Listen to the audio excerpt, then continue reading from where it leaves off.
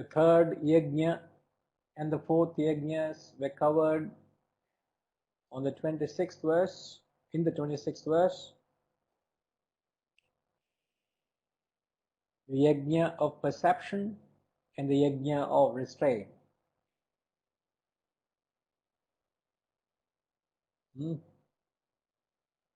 So the yajna of perception, the world enters into you through the organs of perception. When the perception dies, when the stimuli dies, the perception gets kindled.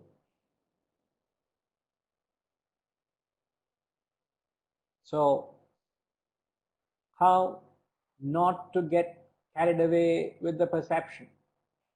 How to convert perception into yajna? The only way you can convert the perception to yajna is when you are not swept away by the perception.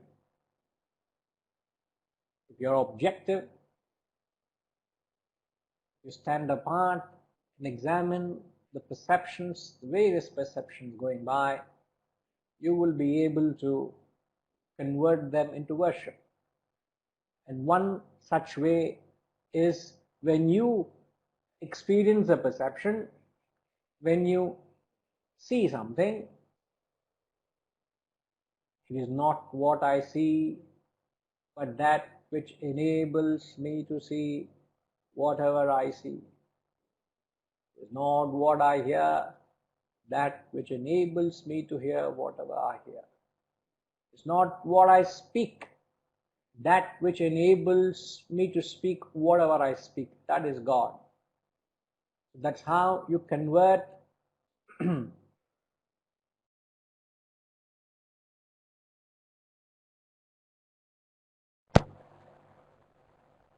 Is the audio better now?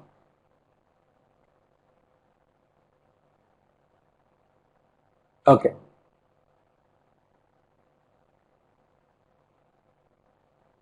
So that is how you convert your organs of perception into worship. It is by not getting carried away with the perception,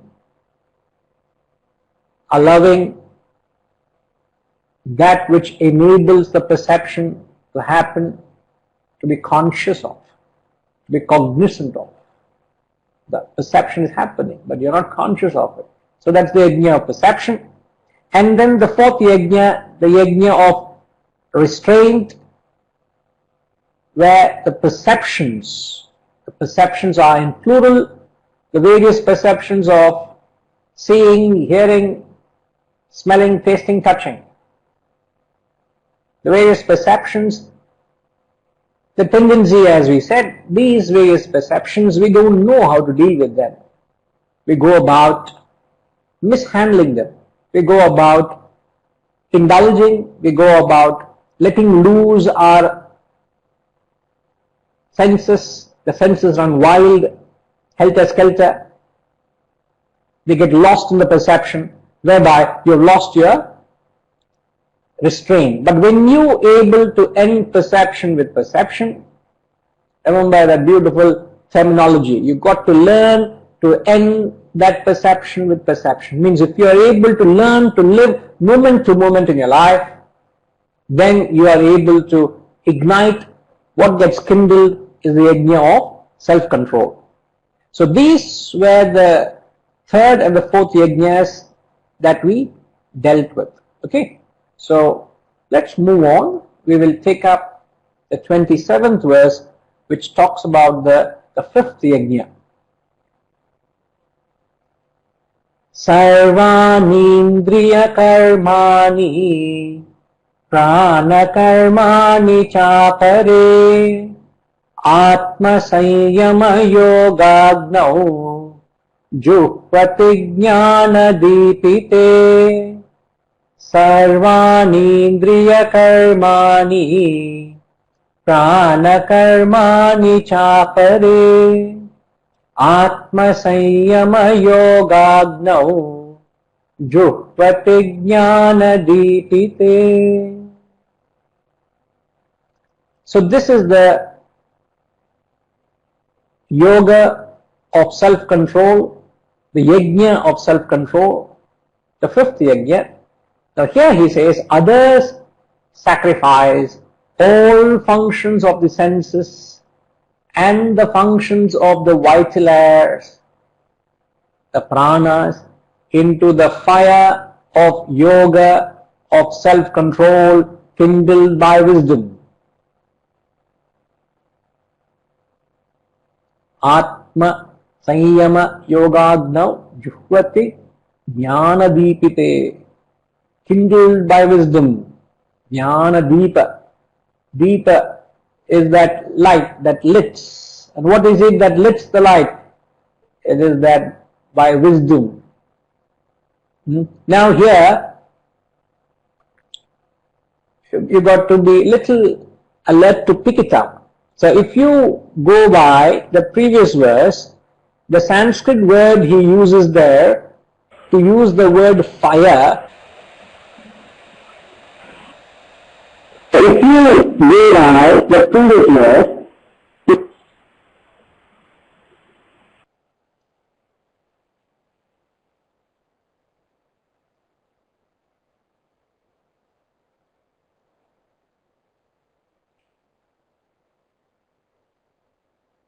the Sanskrit word in the 26th verse he uses to describe,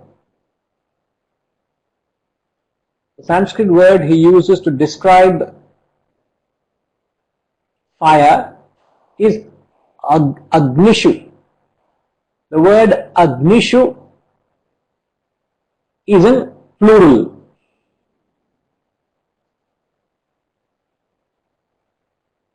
Sanyamagnishu juhvati, in the 26th verse, in the fires of restraint, in the 26th verse. Now in the 27th verse, he uses the word agnau.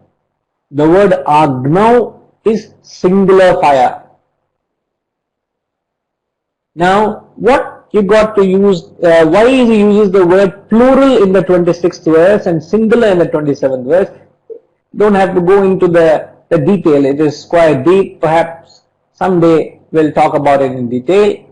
But what you got to understand is, in the 26th verse, he talks about the various yajnas that can go on, because you have the 5 perceptions.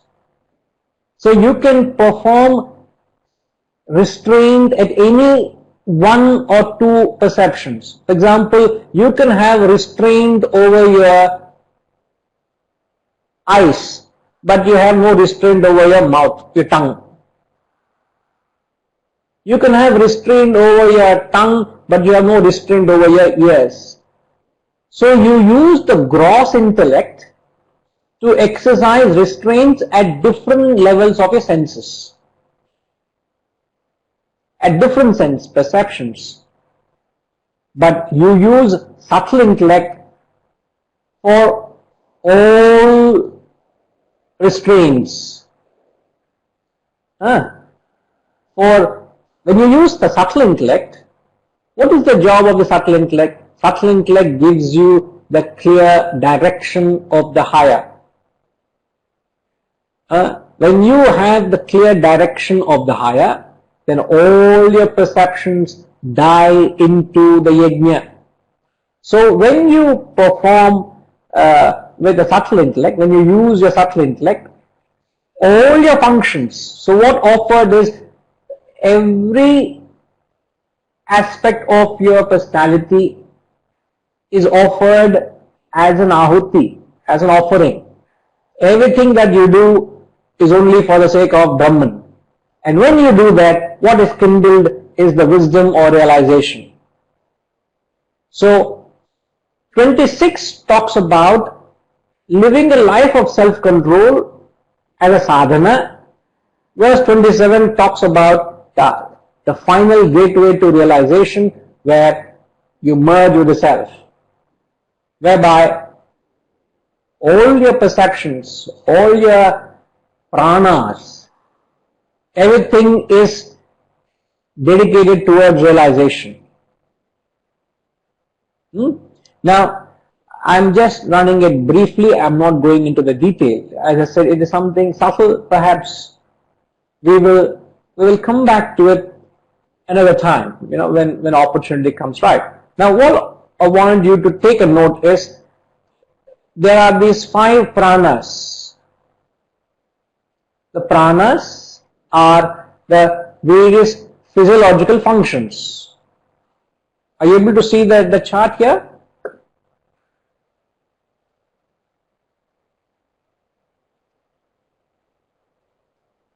The pranas are the 5 physiological functions, and the 5 pranas are prana, which is perception, apana, which is excretion, samana, digestion, vyana, circulation, and udana, which is thought absorption. So prana, apana, samana, vyana, udana. So these are all the various physiological functions. So what he is saying is, you offer all your senses. The senses are hearing, smelling, tasting, touching, etc. You offer that. You offer your pranas. Prana is just not doing pranayama. See, pranayama is breath control, isn't it? Pranayama is breathing. But when you control your prana here refers to all your life's activities. So as you see, prana has all this. So to be able to control even your thoughts.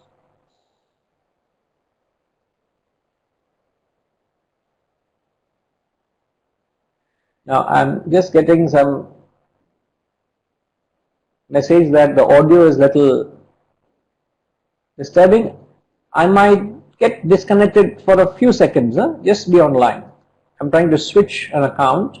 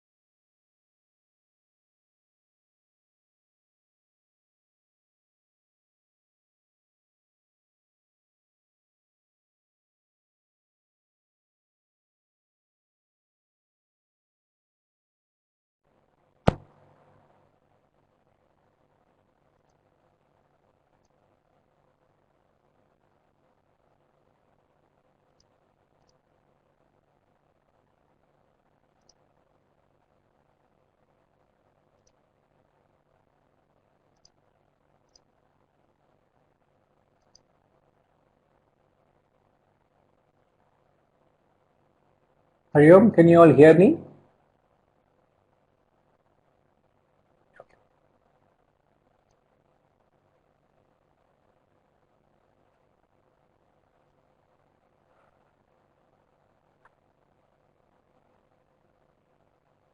So what I was mentioning is the 27th verse talks about how you offer all your perceptions and your pranas, all functions. So in totality, you offer your entire personality with the only objective of attaining realization, all your perceptions, which is seeing, hearing, smelling, tasting, touching, all your perceptions, all your pranas, which is prana, apana, samana, vyana, udana. So all these, your emotions, your thoughts, when every aspect of your personality is offered into the fire, and how you can offer all of them into the fire is when there is one force that is directing you towards the higher. And what is that force in us? What is that force in us that guides us to the higher? That is that entity that we often said it is in fact there is that entity in us. It is that messenger of God, as it were.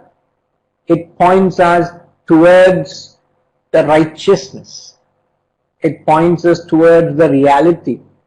It points us towards the life of Satyam. And if you follow that, you are certainly not wrong. So what is that path to follow which takes you to the reality is the conscience. So the conscience, which is an aspect of your subtle intellect. So when you follow the subtle intellect, a conscience being a part of it, all your functions are oblated as an offering to that cause. And when you do that, what gets destroyed? Bhoga gets destroyed. What gets kindled? Yoga gets kindled. See, if you remember in the previous verse, when we were explaining, we said that when one is indulging in the sense objects, one becomes an extroverted person. A man of indulgence becomes extroverted. He is called a bhogi. Okay. Now, when one lives a life of self-control, you are an introverted person, you become a yogi. Isn't it? So when all your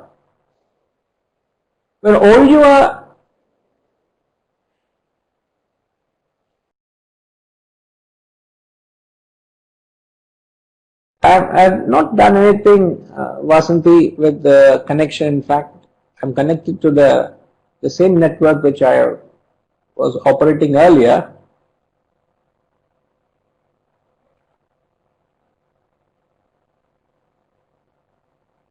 How is the audio for this? Okay.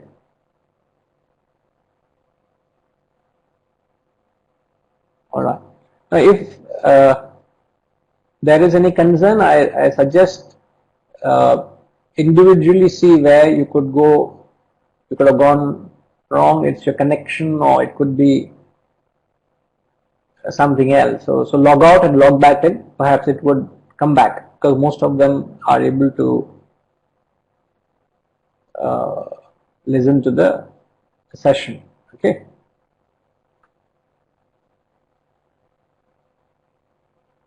So all what I was saying is, when bhoga is destroyed, yoga gets kindled. Bhoga is any extroverted indulgence. When that gets consumed by fire, yoga gets kindled. And how do you destroy bhoga, or life of indulgence, or life of extrovertedness? Is by practicing yajna of self-control, or yoga of self-control. How? With the subtle intellect, How? By offering all your perceptions and pranas into the fire of restraint, all your functions. When you offer into that fire, what comes about is Jnana Karma, Sannyasa Yoga, which is the title of the chapter, which is that wisdom gets kindled. So that's what is verse 27. He says it's kindled by wisdom. Jnana Deepite. So here you got to take it in the absolute sense. The previous verse you could take it in a relative sense, is in plural. Plural self-control. Here it is collective self-control. Okay.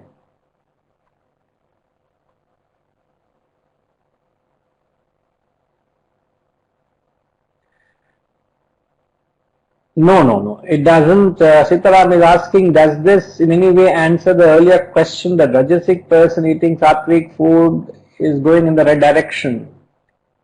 Rajasic person eating Sattvic food? No, it doesn't. In fact, you're still with the food. You have left it behind, sir. So it doesn't talk anything with the food, but here we are talking about a very high level of a spiritual seeker.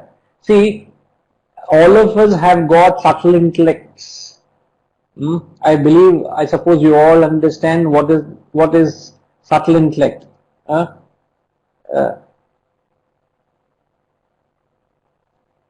Vasanti, please log out and log back in. You may want to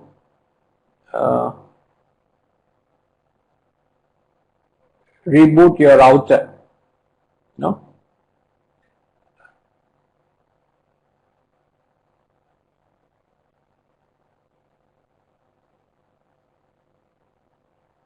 So what was I saying?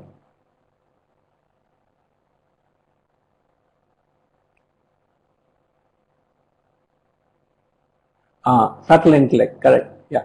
See, subtle intellect, every human has got. In fact, there is only one intellect.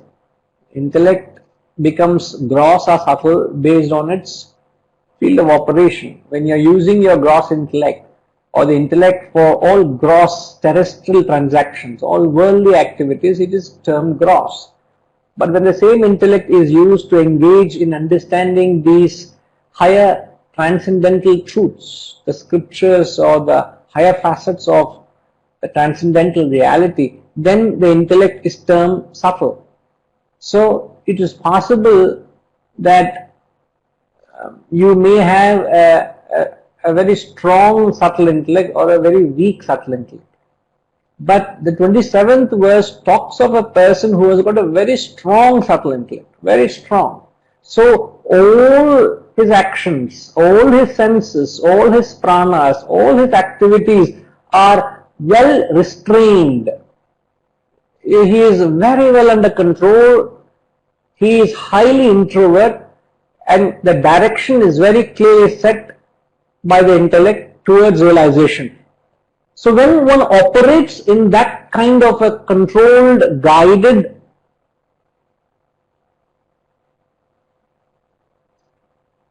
parenting factor, it's like there's a very powerful factor that governs and guides you. What happens? You would reach your destination. So in the course of your daily activities, just ask yourself, how many of your actions are offered towards realization of yourself?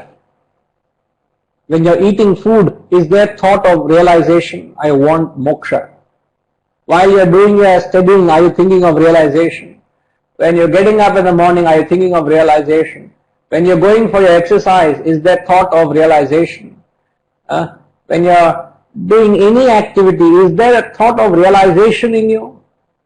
And when the subtle intellect is strong, every action is just directed towards realization. And a classic example to understand it in a very simple sense, but a classic example is Lord Hanuman. Hanumanji was such an example where every cell in his body, every thought, every act, everything he did only resonated about Lord Rama, which is realization. So you can only operate at that level when you have a very, very strong subtle intellect. So it doesn't talk about the food or anything. It's that's all in the previous context. Okay, right. So let's move on. We will take 28. As I've said, we will discuss the subtle difference between 26 and 27 perhaps at another time when we have a better platform to clarify this. Okay. Dravya yajnastapo yajnaha yoga yajnastatha pare Swadhyaya jnana yajnascha yataya samshitavrataha Dravya yajnastapo yajnaha yoga yajnastatha pare Swadhyaya jnana yajnascha yataya samshitavrataha. Now, though some of you could have had difficulty in following what was said from verses 25, 26, 27. At 25, 26, 27, these three verses spoke about how to convert receipt and reaction into worship. As we said, an activity is divided into three facets: receipt of stimuli, reaction within your personality, and responses back into the world. The three facets. 26, 27, so 25, 26, 27 spoke about converting receipt of stimuli and response and reaction into worship. Now, 28th verse, one of the most beautiful, very, very famous verse. Here, from this verse till the 30th verse, it talks about how to convert your responses back into the world as worship. How to divinize your responses refers to your organs of action. BMI is body, mind, intellect. You're right. Okay. Now, the sixth yajna.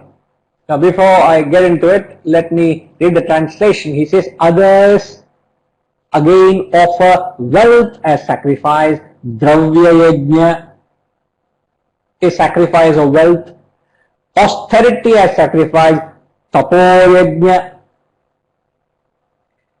yoga yajna, yoga as sacrifice, and then ascetics of self-restraint and rigid vows offer study and wisdom as sacrifice. Swadhyaya jnana yajna.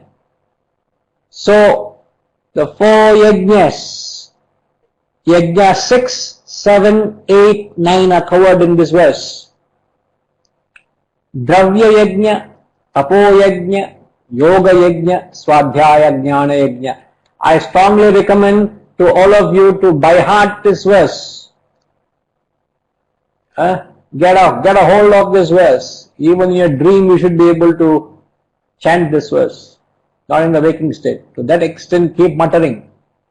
Dravya yajnas, tapo yajnaha, yoga yajnas tatha pare, swadhyaya jnana yajnascha yataya samshita vrataha. Nowhere in the Shastras it is classified as clearly as here.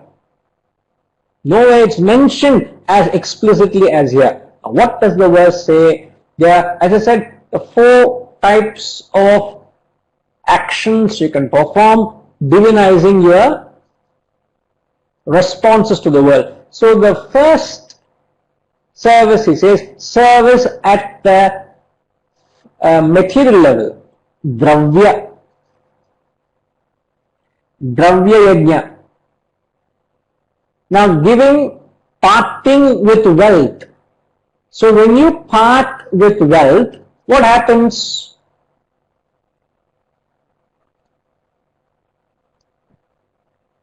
if you look at the chart, we said the yajna of wealth. What is offered? You are offering your wealth. When your wealth is offered, what happens? Others' wealth gets kindled.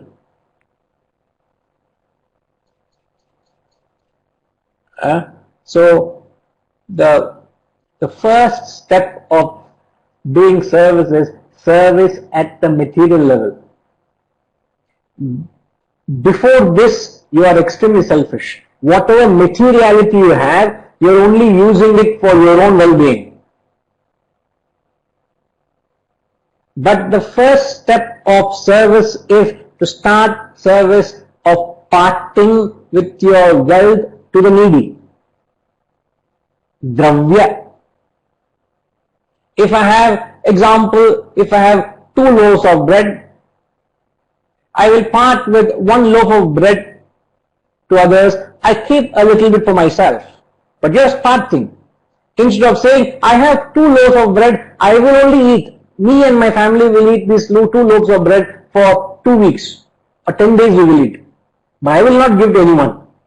Never mind. I will put in the deep freezer. But I will not give to anyone. That is selfish. But I have 2 loaves of bread. I don't need the other. I just part with someone else who you think needs more than you. Dravya. Parting with wealth for others' well-being, for others' comfort. Dravya yajna. Now, superior to Dravya yajna is Tapo yajna. Now, please understand the superiority.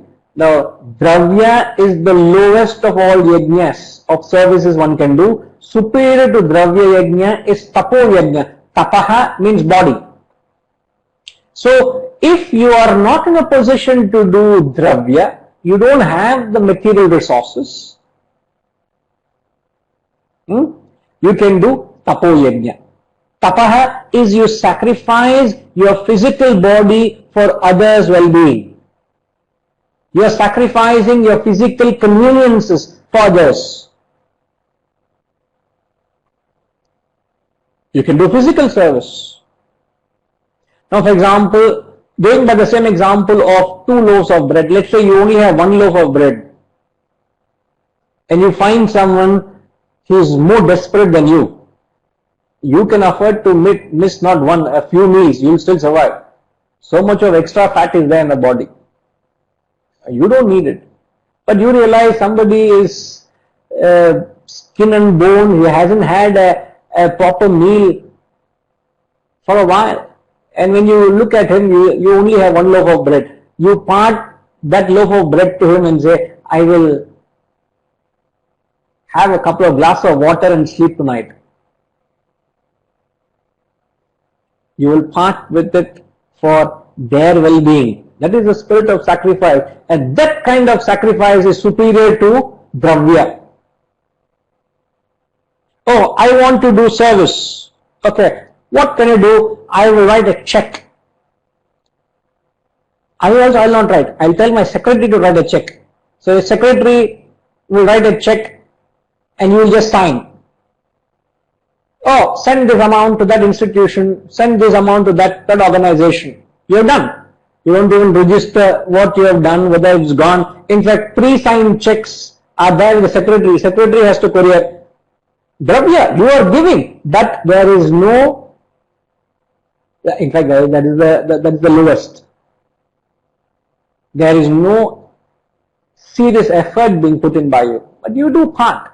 And also in Dravya, the grades of Dravya, there are very different levels of Dravya yajna. Now, but those people who do Tapo yajna are superior to Dravya. Instead of just writing a check to the needy, you take the trouble of going to their place and finding out what is it that they need. What are the requirements? What is it that they are in need of? That is trouble. You're taking time, you're sacrificing your physical body for others' well-being. Tapo yajna is superior to Dravya yajna. Now, superior to tapo yajna and dravya yajna is yoga yajna. The yoga yajna is sacrifice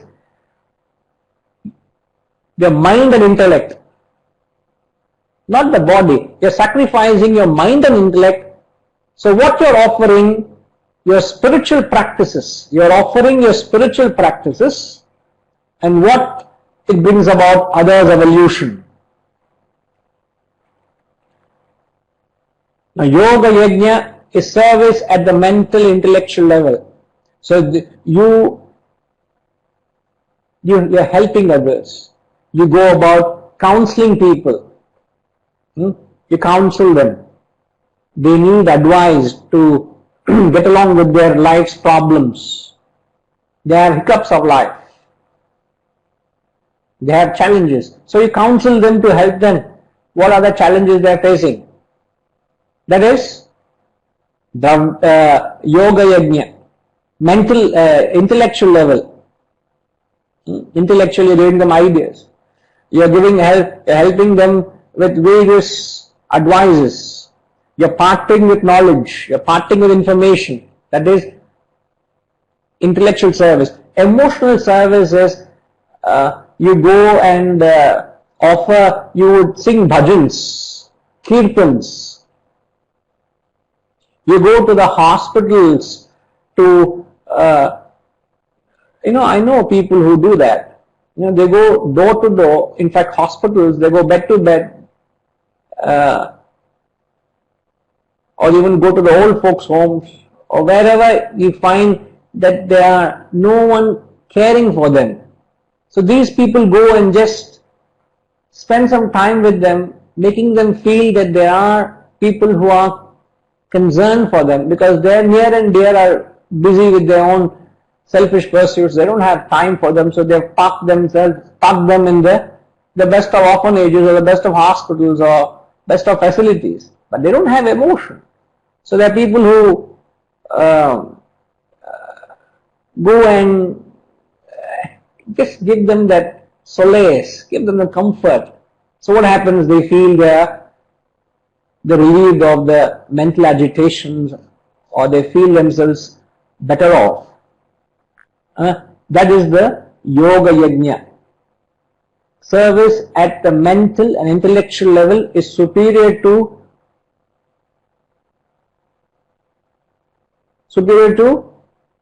physical and material.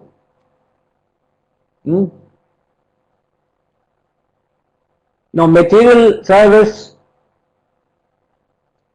is it can be in form of cash or kind. Wealth is only a commodity that can be bought for sense objects. Let's say your neighbor is having a party. Your neighbor is a very good friend of yours, and they are celebrating a party. They are having a get together, and you know because you're also invited, so you know that the occasion is there. And she didn't want to order food from outside because coronavirus. So she is preparing food in the house for 50 people. But a single lady with a single helping hand, a maid, she knows it will be a very big challenge. So you call her in the afternoon and say, "Hey friend, don't worry, I know it's not easy to prepare for the gathering. I will send the dessert. Dessert is under me. I will take care."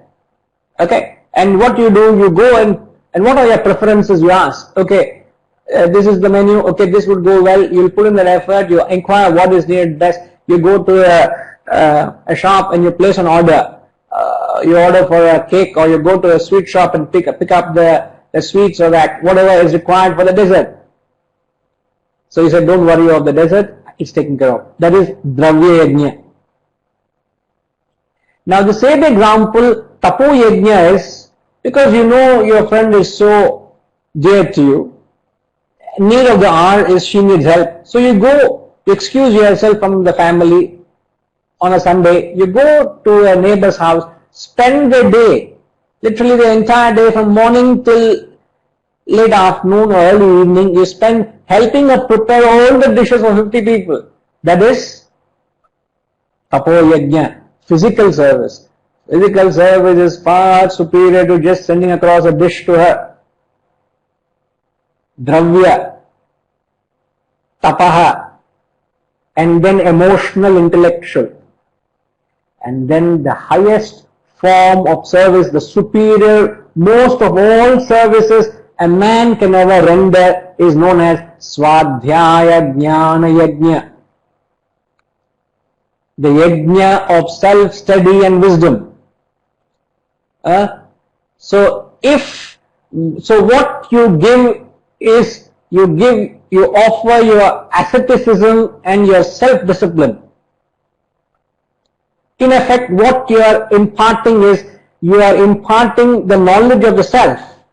Atma Vidya. You are giving the self. What is being imparted is the very self itself.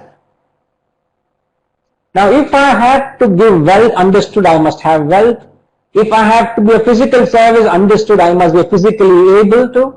If I have to give emotions and intellection, understood I must be healthy, emotional, intellectually. Now, if I have to give Atma Vidya to you all, what is essential?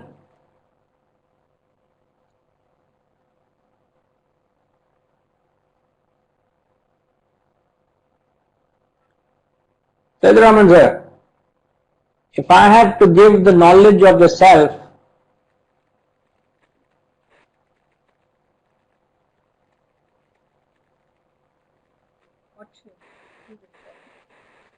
you should be self-realized soul. Or giving knowledge of self itself is.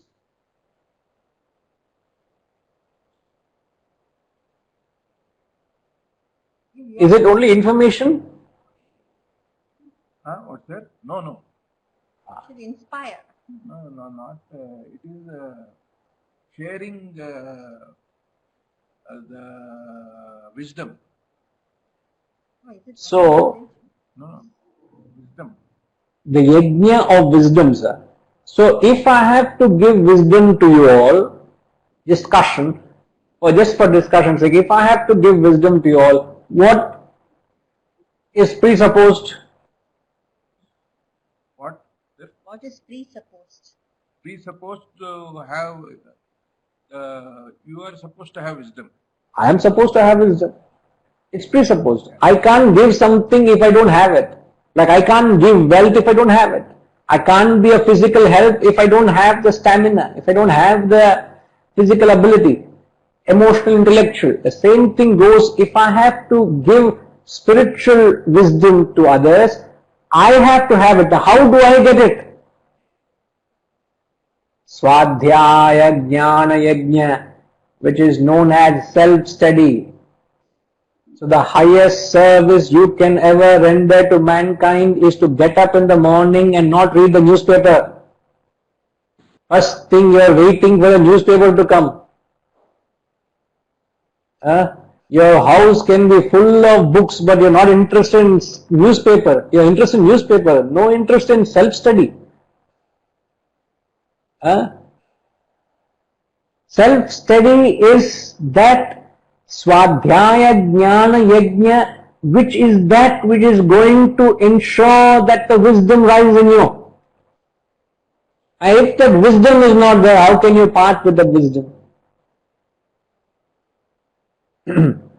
So the knowledge, it's not information that we are parting here. It's in fact when I speak, the Atman in me is speaking. The Atman conveys that wisdom through me comes to you all, and that is in relative and absolute. If a person is 100% realized, it's a realized soul speaking. If a person is 60% realized, to that extent the Atman is speaking. If it's 20%, Atman speaks 20%. That's about all. But in order for the Atman to speak, it is understood I must realize it myself first. So the highest sacrifice you can ever do to mankind is to give the knowledge of the self. It was one Buddha, one Zoroaster, one Christ, one Krishna, one Buddha. It was one Ramakrishna Paramahamsa, one Vivekananda, one Ramatirtha, one Ramana.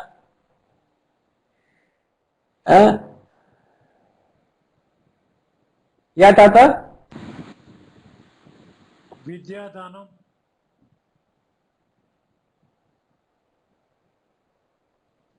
Vidyadanam, is it? Is it what you're saying, Tata?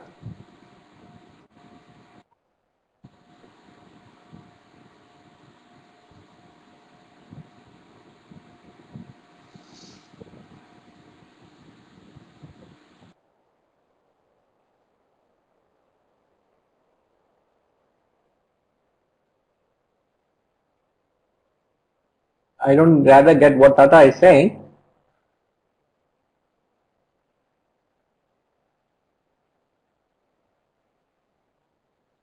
Now, I did take a mention of these great men. What Buddha did was he realized himself. And by the fact that he realized himself, generations and generations and generations will be benefited by the fact that he has realized himself, isn't it? Today, if I give material service, how many people can I serve materially? 100 people, 500 people, 1,000 people, 10,000 people, 100,000 people, a million people. Can I relieve their suffering? To what extent? Even that is limited. I'm not saying it is wrong or it is small, but it has a limited end. How many people I can go and serve physically? It's a limitation. But by merely going inward and realizing myself, just by realizing myself, I would have served humanity for generations to come.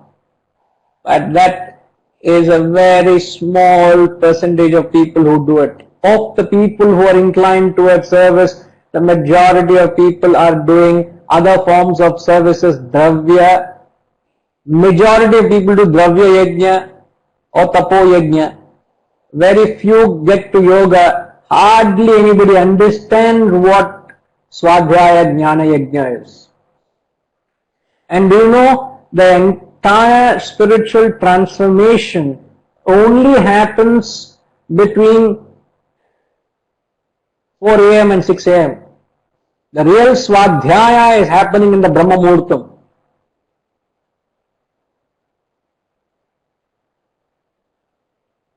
It doesn't happen any time beyond that. You can only spiritually transform in the early hours.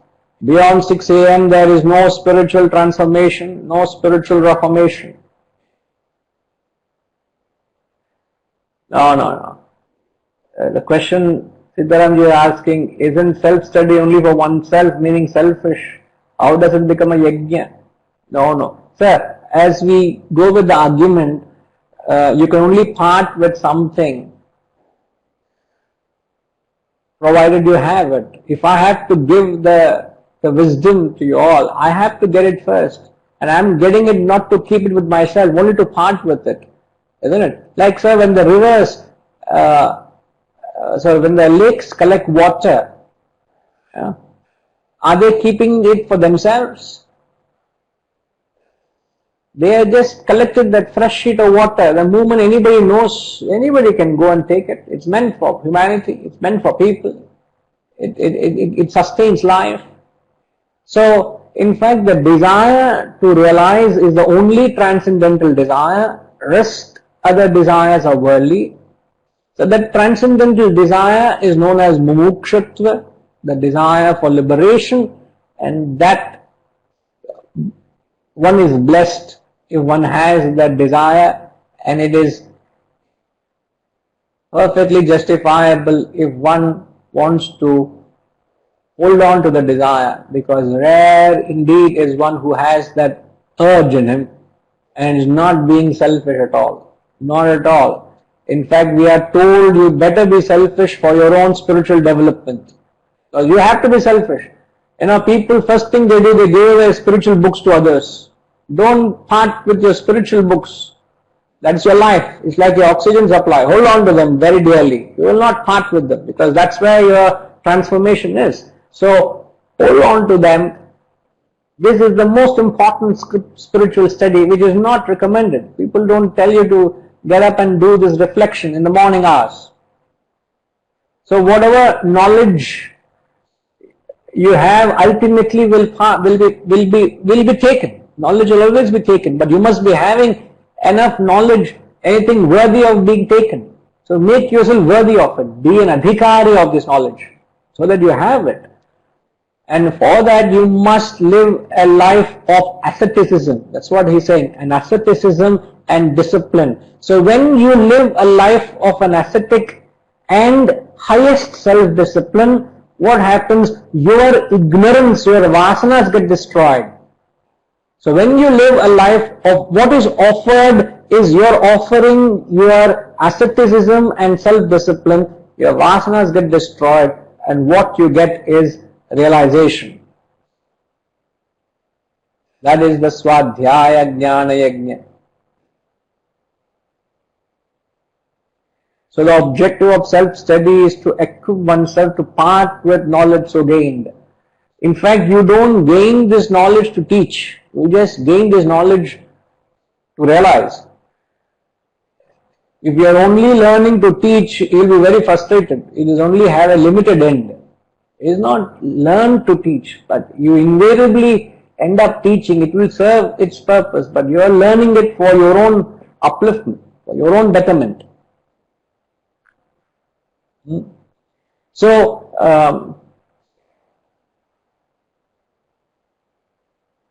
Rajamani Garu is asking, does it mean that a self-realized person becomes a beacon of light for entire humanity? Yes, sir. They truly are a beacon of light for humanity. Now, when you lift yourself, not only you lift yourself, you lift your entire community, society, humanity along with you. So that was the impact these great men had. Christ was crucified on the cross, and now today half humanity is following Christ. And it's not going to get any less. People will be drawn to his wisdom. Similarly, all what you need to do is you got to uplift yourself. So,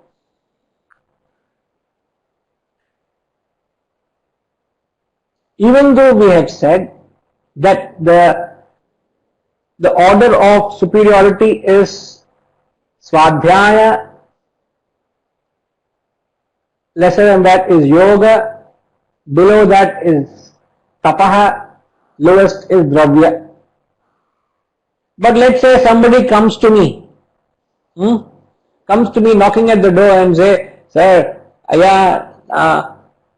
need serious help to treat my family. I need to treat my wife is in serious medical condition. She needs help. I need some money for some medical treatment. Do you know a doctor? Can you take me to a doctor? I will call him into the center and say, get seated, and I'll say, Om Sahana Bhavatu, Sahano Bhunaktu, Sahaviryam. That fellow will go. He'll not understand what's going on. Now I may have Atma Vidya with me, but that fellow wants a little money, or he wants an avenue where he can get his family treated in a hospital. So even though we say Swadhyaya is the highest of all yajnas, or highest of all sacrifices, or highest of all services you can render to mankind, it is very, very important that whenever you do any service, it is important for you to find out what is the necessity, what is the requirement of the recipient. Isn't it? So what are the elements of true service? What are the essential elements of true service?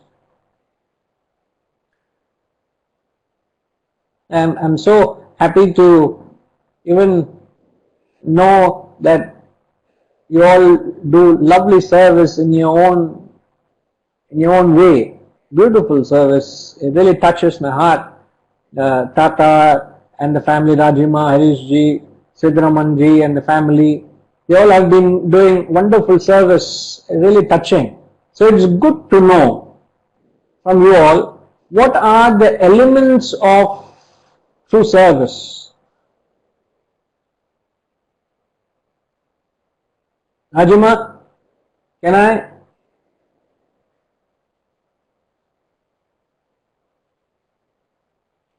Can I hear from you? What do you think are the fundamental elements of true service? Guruji, can you repeat the question? Your voice broke in between, please.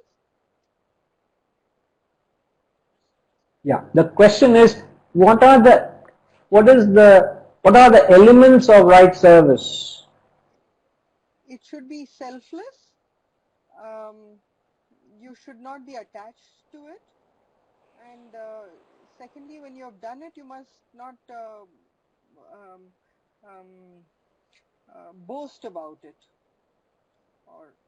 or announce it to the world. You're doing it for the larger good.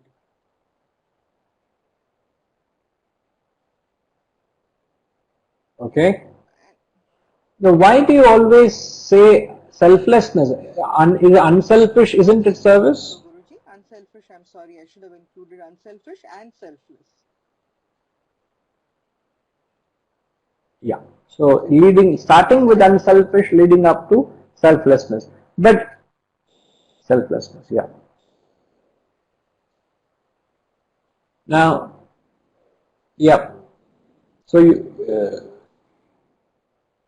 don't be attached to service. You said,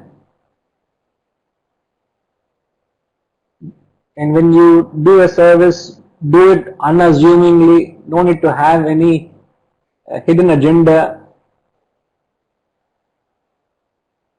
Rightly said. Anything else, ma? Yes, she said no expectation. If you are having an expectation, it is not really service, isn't it?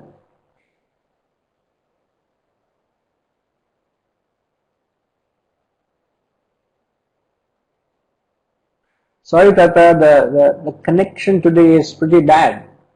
And I'm not able to switch to the other network, also is pretty bad. So, sorry for that. Don't think I can do much to improve the situation.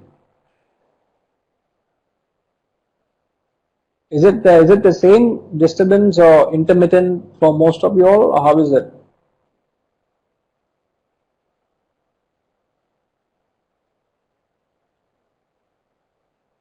Okay.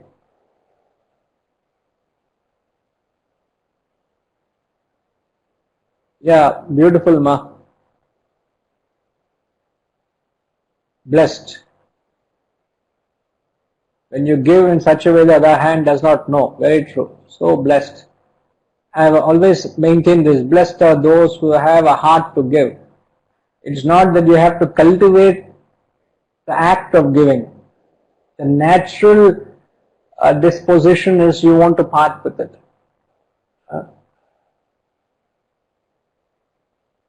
So, just a few, yeah.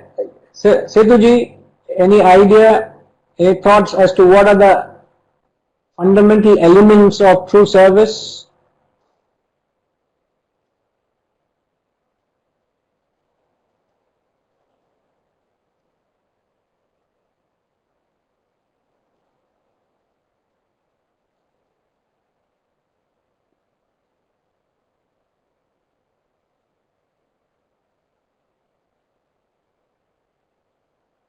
Saraswati Ma is saying right service.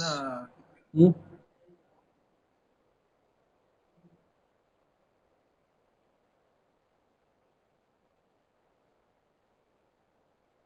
We should not even feel that we are the doer, we are the giver. no feeling of doership. Yes. Because it belongs to the Lord. I am only a conduit. Yeah. No doership. Perfect. But why should you be a giver? Why should you do service?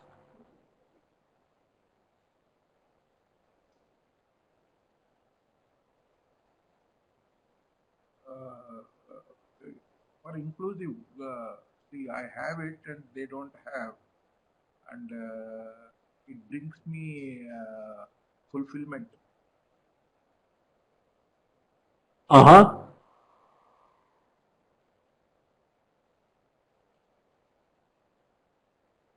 Because this belongs to everyone, and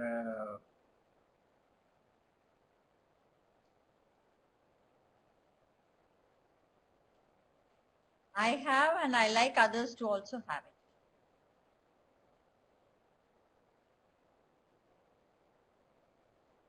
Okay. Any other reasons why one should do service? Not that you're wrong, but just the fact that I'm probing, I only want to draw more out of it.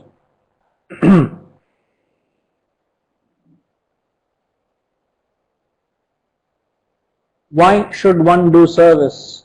Shiva is saying giving to the needy. Rajima is saying because we have received it. Gayatri Ma is saying Manava Seva. Manava Seva is Madhava Seva. Very true.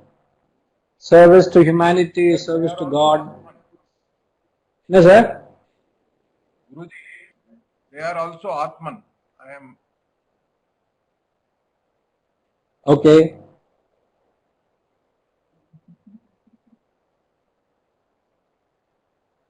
Soumyama is saying happy to see others' happiness. Saraswati Ma, self-satisfaction. Rajima, we are thankful. Jayama, serve for the sake of service. Vijay is saying because they need it. Sudhakar Garu is saying we all learn in our childhood sharing is caring. It's also a kind of service. Okay, very interesting. Sitaramji is saying make the recipient become self-dependent and not remain a recipient forever. True.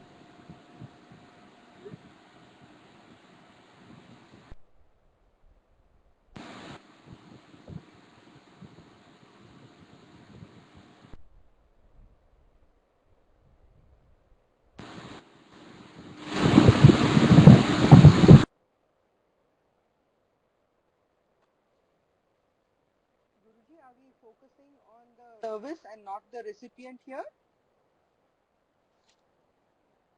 Sorry, ma'am? We focus, Hari Om. Could you come again? Are we focusing on the service or the recipient?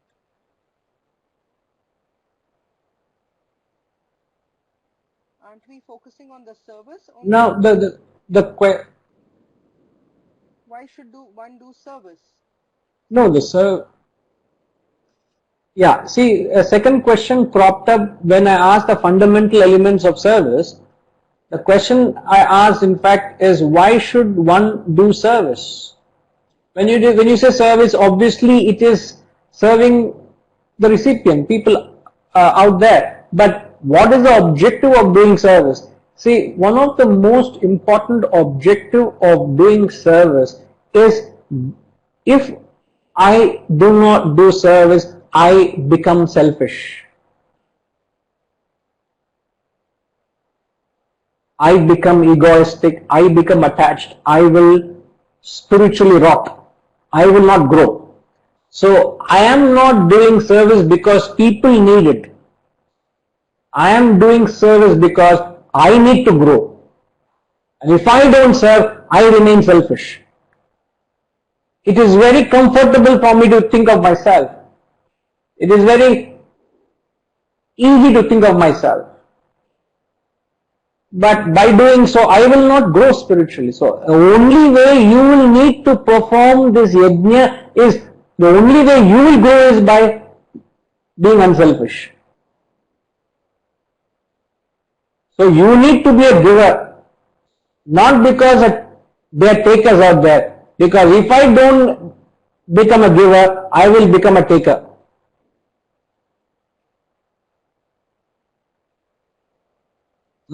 If I don't become a giver, I will be a taker. So it is important for me to find out, it is important for me to realize, am I a giver or a taker? At all times, you've got to have that acute level of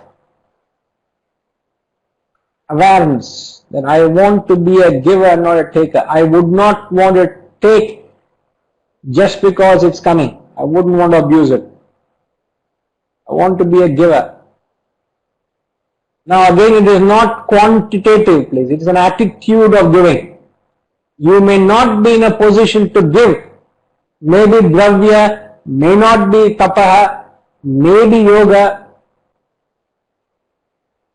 So it's not necessary everybody has to do all four, but whatever you are able to do, try to raise the bar. Try to go from dravya to tapa, from tapa to yoga, and ultimately to swadhyaya.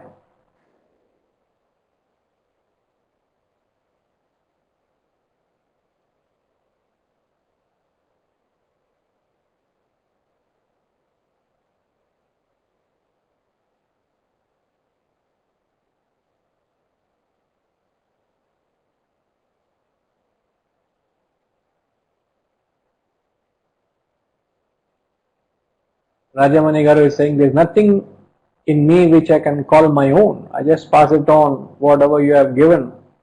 What do I lose? Correct. There is nothing of mine.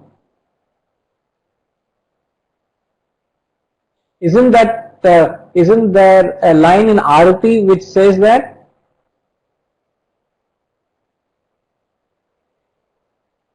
तेरा तुझको अर्पण क्या लागे मेरा, ओम जय जगदीश हरे.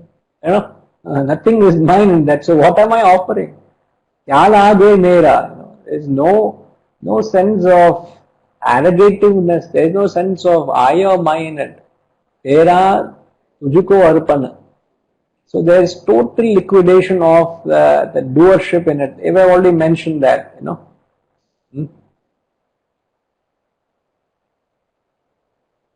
But sadly today, as I've said, one of the most important,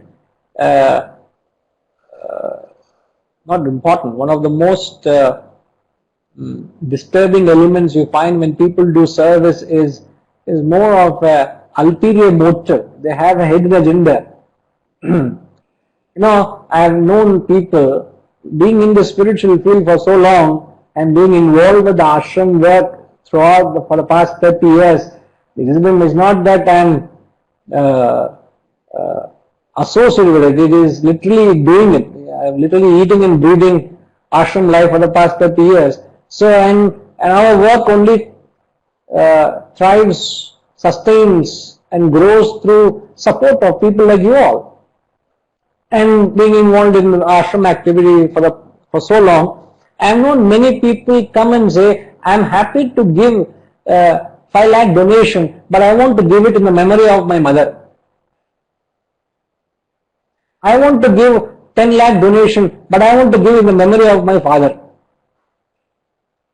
Then they expect that you have to say in the memory of. See, why do you have to have a qualification there?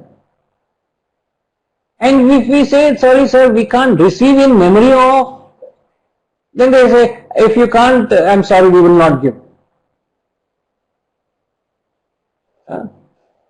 Condition. Another question they ask us, Jayamai asking, do you have ATG exemption? They are only doing charity so they get benefited. How can they get benefited by a little act of charity they do? So, as I've said, the most important act of service, important reason why you are serving is only to shed your selfishness, only to shed your ego. There is no other purpose. So don't attach any frills, don't attach any appendages, don't attach any qualifications, don't attach anything to it. The best way of doing service is service for sake of service. That's all. If, when you look at nature, when the cow gives milk, does it have any motive? When the earth yields vegetation, does the earth have any motive? When the birds chirp and sing, do they have any motive?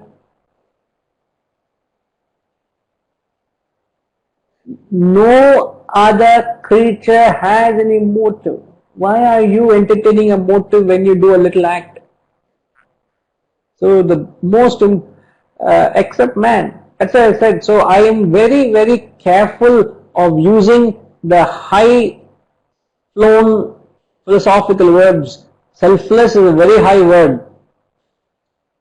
So I would only want to keep marching and purifying my unselfish motive. Trees give fruits. Correct, Lakshmima? Do they have any motive? Absolutely not. So try to make your actions as pure a motive, and the goal is to have no motive at all.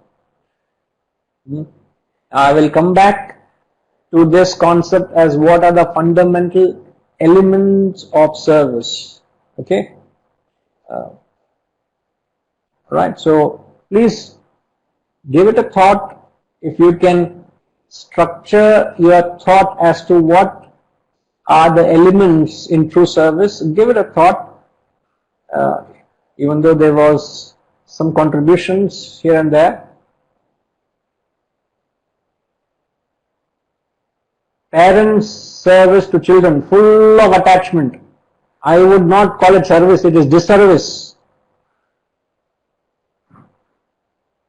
Wrong example, Soumyama. What parents do to children is disservice. It is not service. So, yes, Jayama, we will take up the question. The question, as I've phrased and I'm representing it in the chat box, is what are the fundamental elements of true service? What are the fundamental elements of true service?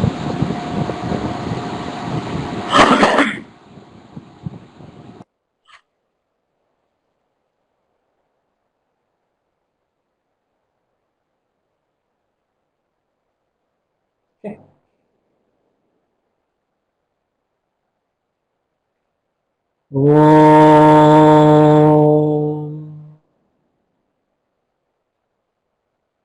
Purnamada Purnamidam Purnat Purnamudachyate Purnasya Purnamadaya Purnamevavashishyate.